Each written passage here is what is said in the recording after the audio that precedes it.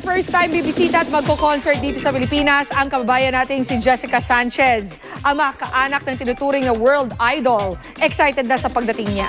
Narito ang report ni Rida Reyes. Kumalat ang balitang uuwi raw sa bansa ang Pinay-Mexican American Idol second runner-up na si Jessica Sanchez. Magsa-solo concert daw ang dalagita ngayong Oktubre, di lamang sa Maynila, kundi sa hometown ng kanyang ina sa Bataan. Pero wala raw ito ang katotohanan.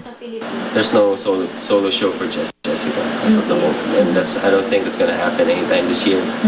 As far as the negotiations are going so far.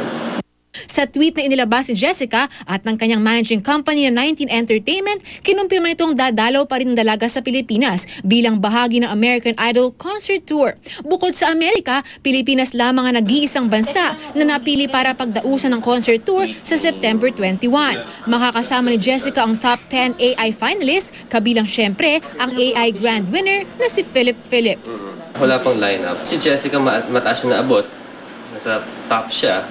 So usually ang AI naman, like last year, yung top ang parang bibigyan ng prominence sa show. So I'm sure yung mga fans si Jessica matutuwa kasi marami siyang gaganaping eksena.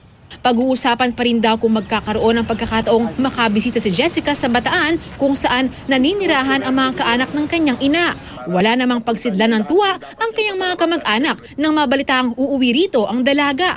Mas lalo raw silang na-excite nang malamang hindi lamang si Jessica, kundi maging ang ina nito at dalawang kapatid na lalaki ang kabilang sa mga papasyal sa bansa sa Oktubre. Siyempre, masaya dahil at least makakauwi na si Jessica at paano makakapagpasalamat siya sa mga sumuporta sa kanyang mga Pilipino. At least, hindi ko lang malaman kung gano'n siya magtatagal dito. Rida Reyes, Nakatutok, 24 Oras. Sinorpresa ng Korean pop bands na SHINee at Super Junior ang isa nilang fan na may sakit. Laking tuwa ng American teenager na si Donica Sterling nang ipakilala siya sa mga miyembro ng SHINee at kinantahan pa siya. Isinama rin siya sa filming ng bagong music video ng Super Junior. Binigyan pa nila ng kopya ng kanilang mga album ang dalaga. Fulfilled din naman daw ang mga miyembro ng K-pop groups dahil napasaya nila ang kanilang fan.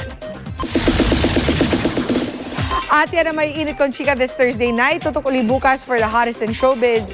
Dito lang sa Chika Minute. Ako po si Pia Guanyo. Mel, Mike? Salamat, Pia. At yan po mga balitang aming tinutukan sa nakalipas sa 24 oras.